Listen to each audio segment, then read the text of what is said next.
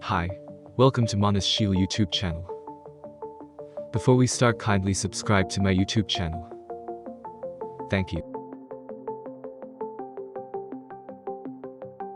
Let's start the video. If you haven't watched the previous video, I'll link it in the description box, or you can click here. Chapter 2. A short-lived everyday life, after party meeting.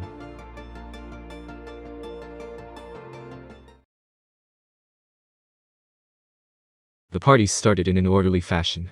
First, Meyer Miles, the representative of the party, greeted the guests, and then King Drum made a toast. Then the lectures began. The important thing here is realizing that it is no good to be rude. I don't need to explain. There is royalty here, so of course, it's wrong.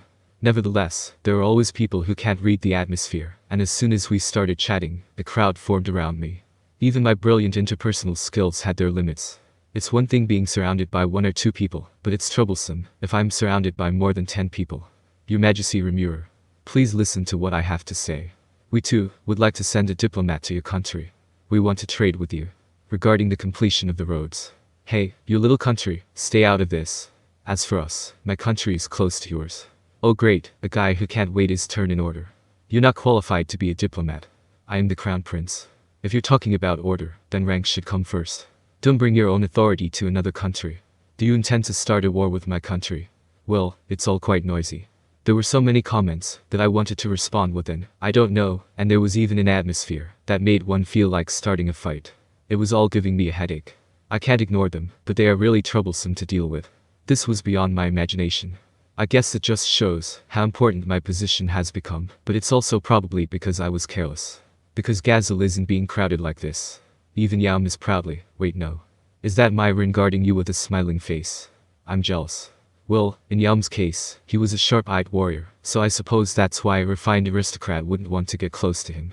Oh, I wonder if Tan rarely showed herself, because she didn't want to get involved in such a commotion.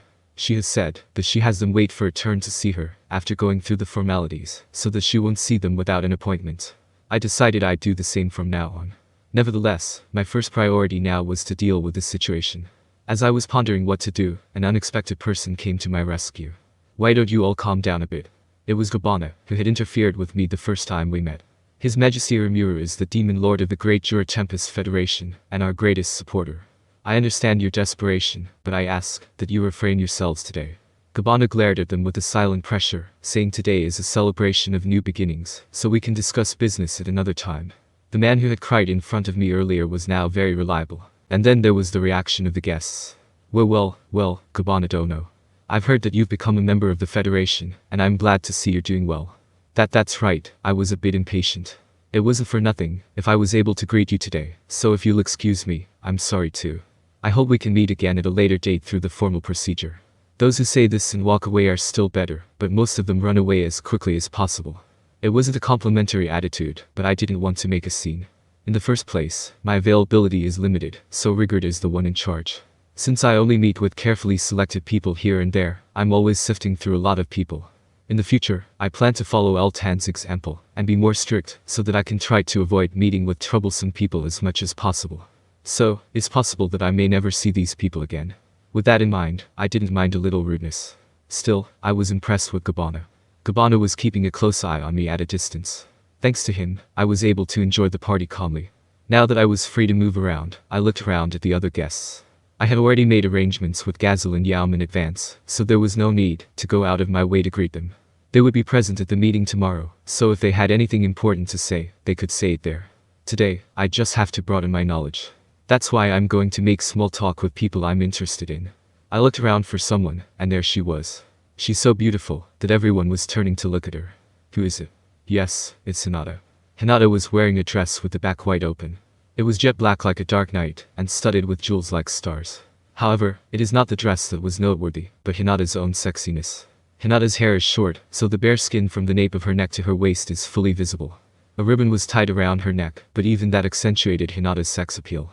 Her pure white skin was dazzling against the black dress. No, it was too bright. It seems to be called a backless dress. I don't know who thought of it, but it's a wonderful design. I'm saving it in my brain. No, I'd rather have Ciel-san record this video. There is no such function. No, no, there is, right? You showed me the information inside the labyrinth with vivid images. This is not inside the labyrinth, so the recorded images are inaccessible. You're joking, right? You can definitely do it. You were even saving the battle records of the labyrinth monsters for us to review later. It's the same thing, just a little more negative. Need not recognize. Why are you responding so mechanically? Damn it. You're such an unreliable partner at these critical moments, seriously. It couldn't be helped, so I asked my slime cells to do their best, and spoke to Hinata with a smile. Hello, Hinata-san. You look beautiful again today. That dress looks really good on you. Hinata was sipping her wine, put it on the table and turned to me. Then she opened her mouth, her gaze sharp and suspicious. Huh? You're a flatterer now, aren't you? No, I'm not. I'm serious. It's not flattery. I'm not very good at complimenting people on things I don't mean, so I'm being half-truthful. And yet, Hinata snickered and didn't take it seriously. I couldn't let the conversation end there. Thinking that way, I desperately tried to repeat myself. Anyway, you really are bold. I don't mean to be rude, but I didn't think Hinata would wear a dress that aggressive. She glared at me. I gulped and swallowed the rest of my words.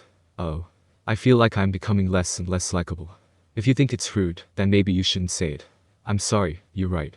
I shouldn't have crossed her. An apology was the only option. Hinata's eyes glazed over. I'm getting impatient. That's when I sensed the aroma of wine. Hinata's sigh was endlessly sexy.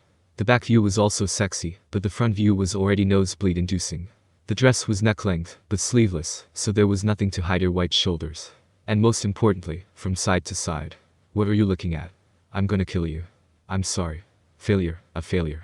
I forgot I was in human form and stared at her. In that case, they'd know by looking at me.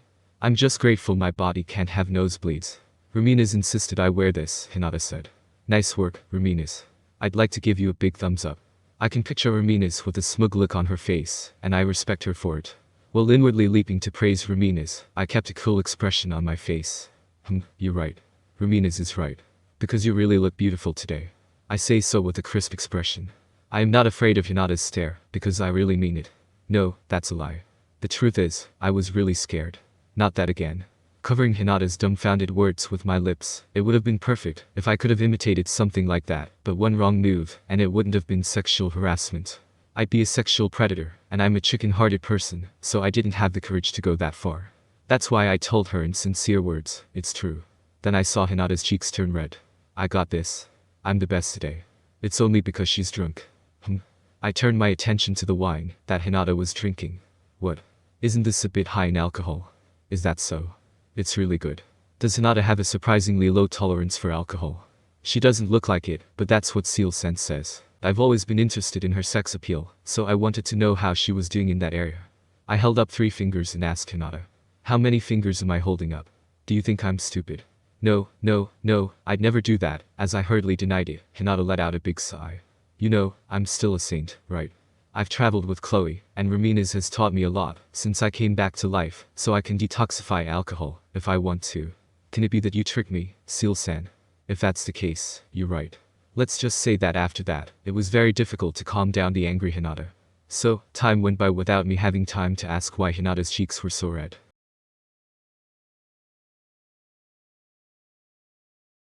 It was the day after the party.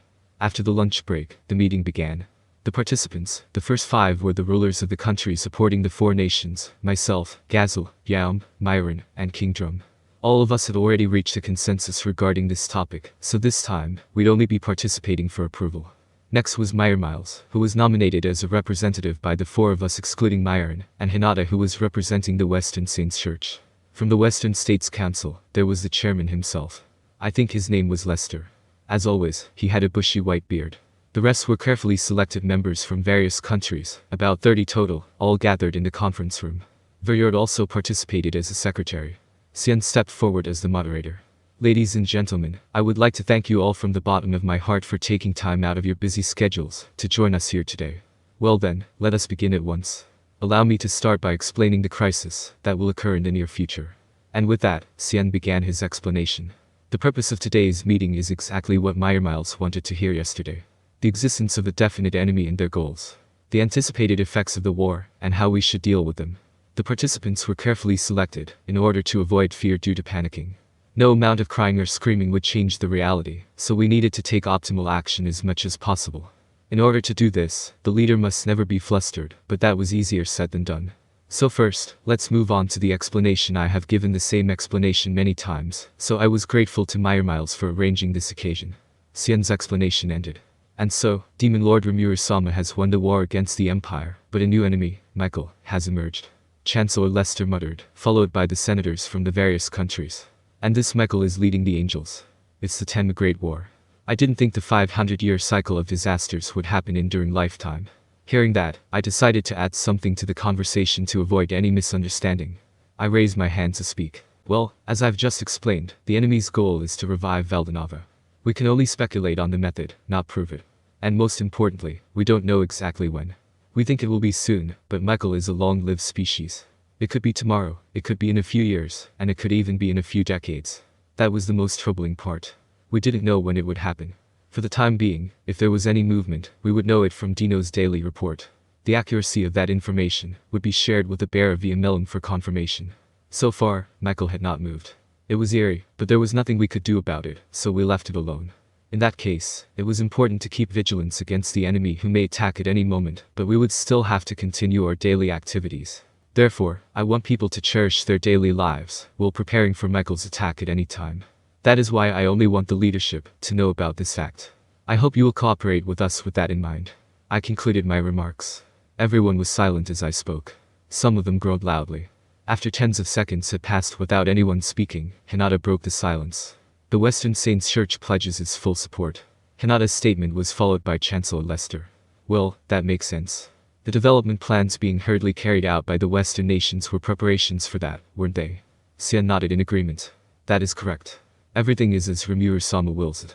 In addition to laying the rails for the magic train, the construction of the East Station building was also underway. The station was then expanded to provide an evacuation site for the residents of the surrounding area.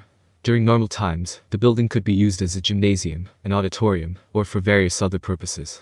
I was going to use this occasion to ask them to hold evacuations drill for the local residents. But before I could say anything else, Chairman Lester spoke up. The important thing is to prepare in advance, which makes sense. I understand.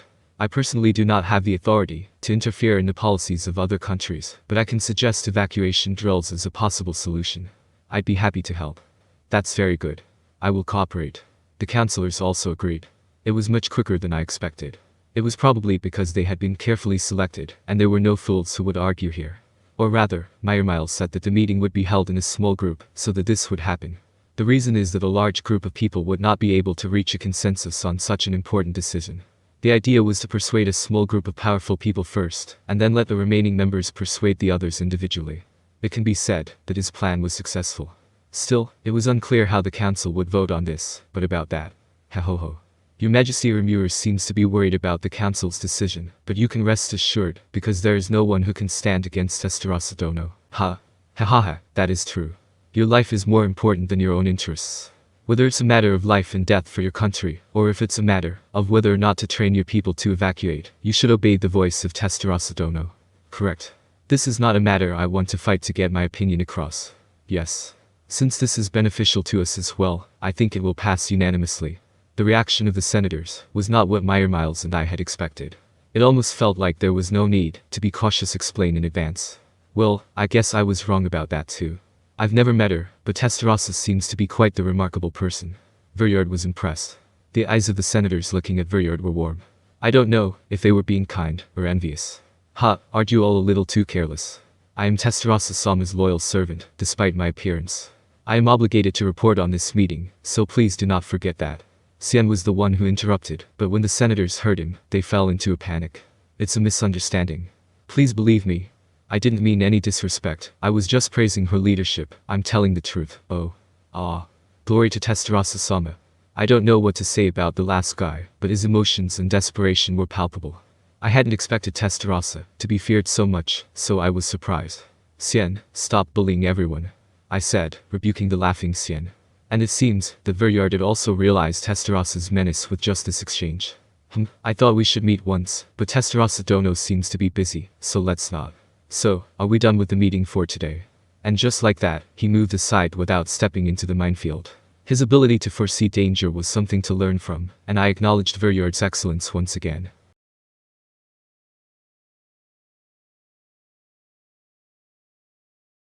The meeting was over, but I remembered that I had one more thing to tell everyone. Oh, yes.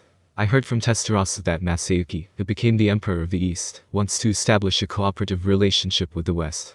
He wants to join the Western States Council, so what do you say? This was reported on the telepathy net just before I came here. I told them in a light-hearted way, but most of them stopped moving as if in shock. Wow. They all turned to look at me, their eyes wide open. The only ones who weren't surprised were Gazel, Yaum, Miles, and Ciel, whom I had explained to beforehand. I hadn't even told King Drum yet, and he was just as shocked as Verjord. It's a secret, but I was a little satisfied to see his surprised face, which was so rarely seen. But it seems that what I said was a bigger bomb than I had thought it would be. I was going to meet him today anyway, so I had thought I'd explain it there. But it wasn't convenient, so I just decided to announce it here and now. So, Yaum didn't know about it either, right? Yeah, I didn't hear about it. Then why aren't you surprised? Oh. If I became surprised every time the boss did something like this, I wouldn't be able to survive. I feel like I was just dissed in a grand way. Myron, who was listening beside him, put her hand on his head, but she didn't say anything, so I guess she must have agreed with him. In that case, the stares coming everyone are a little painful. I'm appalled. Why do you always have to talk about important things as if they're nothing? Hinata's stare was painful. Well, even if you say that. I couldn't help but use honorifics. Could it be that this was my fault? I had been so preoccupied with the battle against Michael that I thought it was only natural for the Empire to take a cooperative stance. We had been supporting them so that they'd be in line with us. I didn't expect everyone to be this surprised, because it was only natural for this to happen. You don't seem to be remorseful. Gwa, wait a minute, Hinata-san. You knew that our country and the Empire were at war, right? We won, so we exercised our rights as the victorious nation and decided to cooperate from now on. That would inevitably lead cooperation with the West. I blurted out my excuses in a spirited manner. However, Hinata's eyes did not stop staring. Well, you know. I'm not wrong, but I might have made a mistake in not telling them. It's not like I didn't have any means of communication, and saying I was busy was no excuse. In that case, I was at fault too. I was about to give an apology, but suddenly, Verjord nodded deeply, and offered me a helping hand. You are quite right. This is not His Majesty Remur's fault, but rather ours for not asking for the details. You understand, you do understand, Verjord-kun. As expected of the smartest man I know, I couldn't ask for a better ally. Hinata and Verjord glare at each other. Hinata is the one who breaks. Well, yes. It only took a little thought to realize that Remuru would do what was best for us. It's just that, given the common sense of those of us who live in the Western economic sphere, it's hard to believe that an empire that's been our enemy since ancient times would behave in such a way. It's just that our preconceptions were too big to consider this possibility. Hinata looked frustrated. It wasn't hard to understand. It's like a superpower that had been hostile for such a long time was suddenly offering to reconcile. I suppose one should first be skeptical, but the fact that it came from me, the victor, was significant. There was little risk in simply building a cooperative relationship, and at a time when the Great War was about to begin, it would be foolish for humans to go to war with each other. Your Majesty Remuru, I would like to ask you. What is it? I encouraged the questioner, Chancellor Lester, to speak. The discussion with the Empire, where will it take place? And one more thing, when you refer to the Imperial Emperor as Masayuki, are you referring to Masayuki Dono the Shining? Chancellor Lester was excited. The second question caused a louder buzz than the first. I realized that I hadn't explained myself well enough, as the others were getting excited too. Well, the meeting is in the Ingratia Kingdom. He said he would like to attend the next council meeting if possible, as soon as possible. And to answer your second question, Lester, you are correct. My friend, chosen hero Masayuki, was recently crowned as emperor. As soon as I said that, the conference room erupted in applause. That's great. As expected of Masayuki-sama. Yes, how wonderful. Now we can avoid war. I don't know how this is possible, but I guess anything is possible with Masayuki-sama. You're right. Even the evil empire was not an enemy of Masayuki-sama. And all hell broke loose. I had heard of the coronation of the new emperor, but I had no idea it was Masayuki Dono. Even Chancellor Lester was in tears, but this reaction was unexpected. Somehow, I think I've done Masayuki a disservice. There's no such thing as a space opera story, where a chosen hero overthrows the empire. Of course, if you think about it normally, it's impossible for an individual to overthrow a country. The fact that they can believe that such a thing has taken place shows that they have a ridiculous amount of faith in Masayuki. But now that it's happened, there's nothing I can do. Well, that's the way it is. I don't know the details, so you'll have to ask him yourself. With that said, I threw all the trouble onto Masayuki, who knew nothing about the situation. In this way, the plan to implement the evacuation drills was shared, and it was decided that the new emperor of the Eastern Empire would be present at the next council meeting.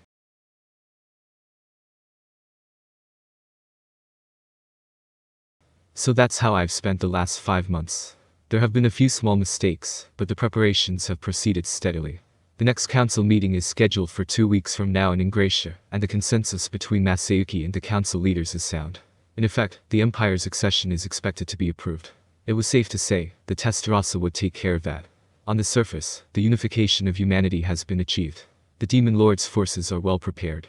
Now, we just have to hope that the enemy's strength is not greater than expected. As I was thinking this, I suddenly received a call from Dino. Ah, it's Dino, can you hear me? Of course I can. So, has there been any movement? It wasn't in the morning, so I'm pretty sure something had happened. I'd say there was, so I'll keep in touch for the time being. But there are so many things to say, and it's difficult to decide where to start. He was talking in an incomprehensible manner, but I was sure that something had happened. The peaceful daily life came to an end as soon as I heard the news. Thank you for watching. Hope you enjoy it.